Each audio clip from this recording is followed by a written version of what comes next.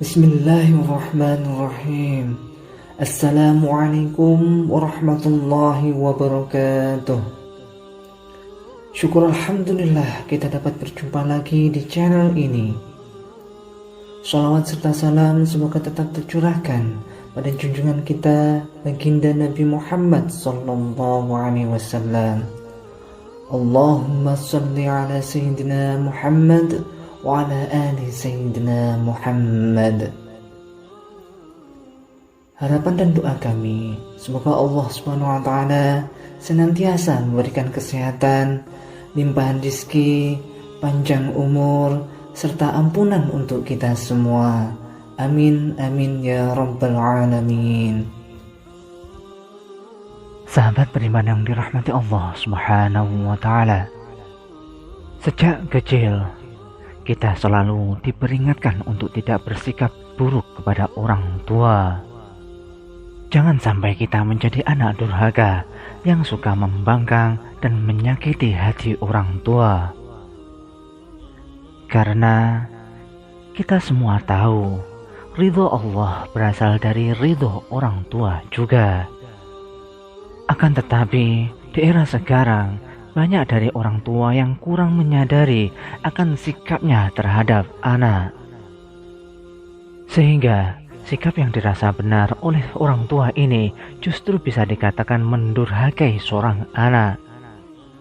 Lantas, apakah orang tua juga bisa durhaka terhadap anak? Kami mengatakan, sangat bisa. Dan tanpa sadar sering dilakukan oleh orang tua kepada anak. Ada suatu kisah menarik yang mungkin bisa kita jadikan sebagai pelajaran. Suatu hari, ada seorang laki-laki yang menemui Sayyidina Umar bin Khattab untuk mengadukan perihal kedurhakaan anaknya. Sayyidina Umar lalu memanggil anak tersebut dan menegur perbuatannya. Namun, setelah ditegur, anak tersebut bertanya kepada Sayyidina Umar,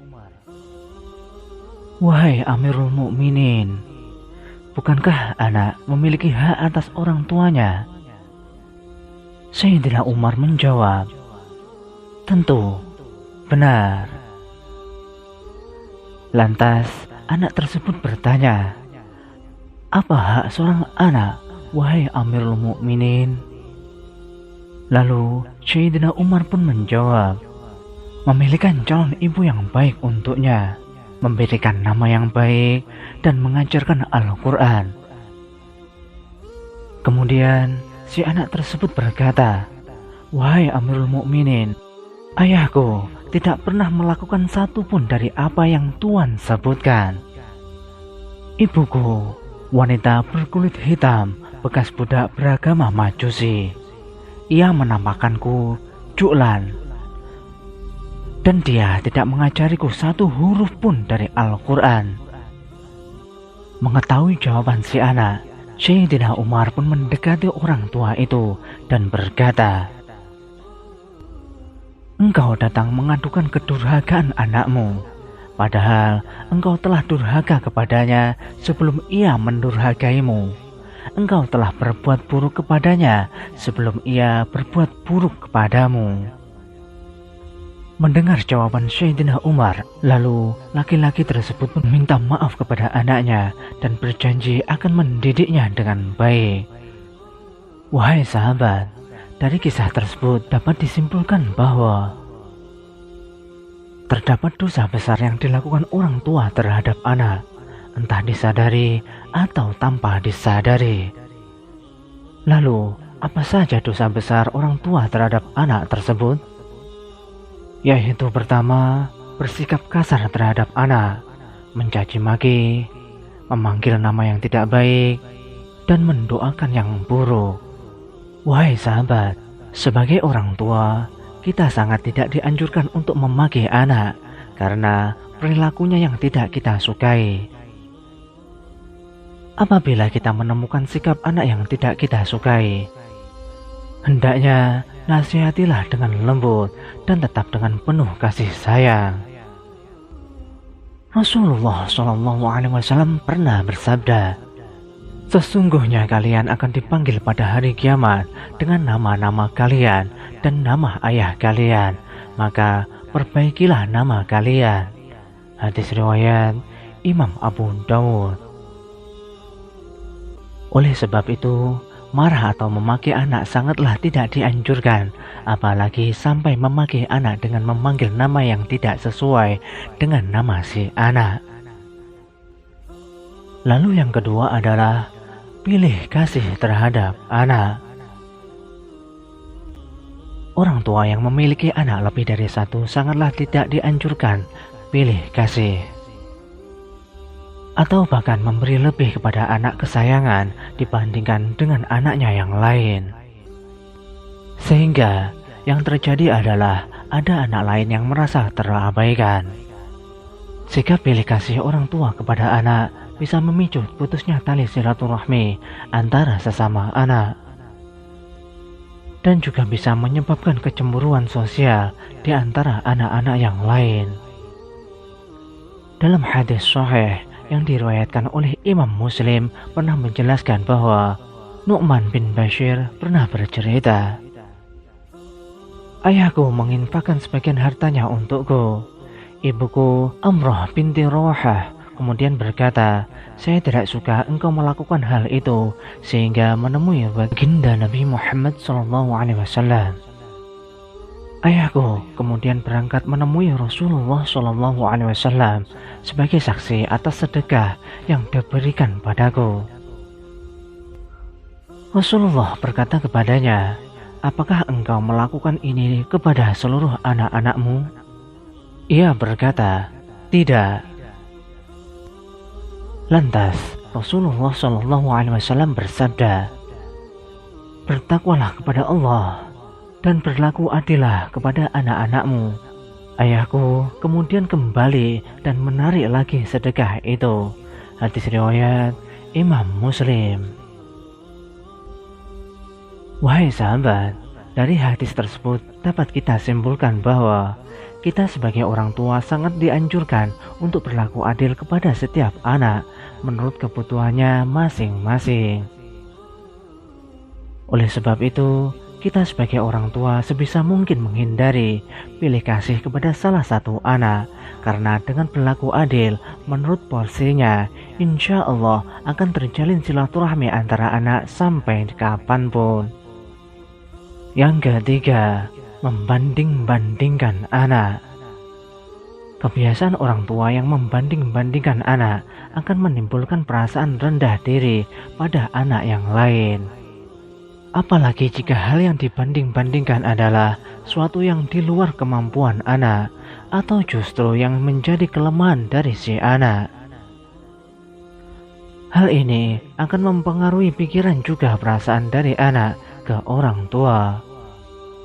Contoh mudah yang bisa kita lihat atau bahkan sering kita lakukan sendiri adalah membandingkan nilai pelajaran anak dengan temannya yang memiliki nilai yang jauh lebih tinggi.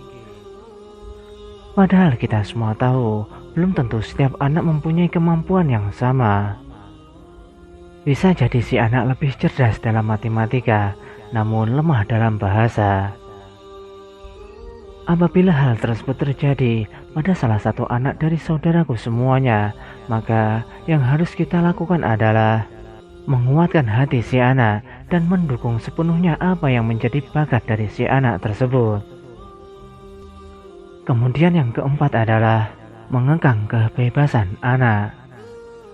Membiarkan anak bermain adalah salah satu hal yang sangat penting dalam masa pengenalan lingkungan dan menemukan jati dirinya. Yang terpenting adalah tetap harus diberikan arahan mana yang baik dan mana yang kurang baik. Akan tetapi, tak jarang kita sebagai orang tua justru malah mengekang kebebasan anak dalam bergaul dan bermain dengan teman-teman yang diinginkan. Kita semua tahu, tujuan mengekang atau tidak memberikan kebebasan bermain supaya anak tidak terjerumus ke pergaulan yang salah. Akan tetapi, ketahuilah, hal tersebutlah yang akan menjadikan si anak mampu berpikir dan mendapatkan pelajaran penting dari perihal perbedaan. dan mampu membedakan mana yang harus ia teruskan berteman, mana yang harus dijauhi. Oleh sebab itu, hindari kekhawatiran yang berlebih terhadap anak. Yang terpenting adalah keterbukaan anak dengan orang tua yang harus tetap terjaga. Tak lain tujuannya supaya si anak akan lebih nyaman bercerita kepada orang tua apabila ada suatu masalah yang belum bisa diselesaikan. Disinilah kesempatan kita sebagai orang tua untuk mengarahkan dan memberikan pengetahuan kepada si anak mengenai baik dan buruknya akan sesuatu hal. Lalu yang kelima adalah mendoakan keburukan kepada si anak. Terkadang kita sebagai orang tua tidak sadar, apabila mendapati anak yang tidak mematuhi perintah, kita langsung berkata buruk kepada anak. Padahal ucapan yang keluar dari mulut orang tua merupakan doa yang bisa jadi langsung dikabulkan oleh Allah Subhanahu wa Ta'ala. Karena Imam Abu Hurairah radhiyallahu anhu mendengar Rasulullah SAW pernah bersabda, ada 3 doa yang dikabulkan. Doa orang yang teraniaya, doa orang musyafir, dan doa keburukan orang tua atas anaknya. Hadis riwayat Imam At-Tirmidzi. Maka dari itu, sebagai orang tua, berdoalah kepada anak dengan doa yang baik saja, karena doa orang tua sangat didengar oleh Allah Subhanahu wa Ta'ala. Yang keenam, tidak memberikan pendidikan kepada anak. Yang dimaksud dengan pendidikan hal ini bukan sekedar pendidikan sekolah saja, akan tetapi juga menyangkut berbagai macam aspek kehidupan. Misalnya adalah pendidikan agama, sosial, budaya, dan lain sebagainya. Setiap orang tua wajib memberikan pembekalan keterampilan kepada setiap anak-anaknya, sehingga keterampilan tersebut bisa menghantarkan anak untuk menemukan jati diri perihal menemukan kehidupan yang bahagia dunia maupun akhirat. Apabila kita mengabaikan pendidikan anak, maka bisa dikatakan anak tersebut layaknya anak yatim, padahal masih mempunyai kedua orang tua. Terdapat syair Arab yang mengatakan, anak yatim itu bukanlah anak yang telah ditinggal orang tuanya dan meninggalkan anak-anaknya dalam keadaan hina. Sesungguhnya anak yatim itu adalah anak yang tidak dekat dengan ibunya, yang selalu menghindar darinya, atau ayah yang selalu sibuk dan tidak ada waktu bagi anaknya. Kalau kita menyimpulkan, syair tersebut ingin menyampaikan bahwa perhatian adalah kunci penting dalam mendidik anak supaya sukses dunia dan akhirat. Sahabat beriman yang dirahmati Allah Subhanahu wa Ta'ala, demikian yang dapat kami sampaikan. Semoga dapat bermanfaat untuk kita semua. Wallahu a'lam bishawab. Wassalamualaikum warahmatullahi wabarakatuh.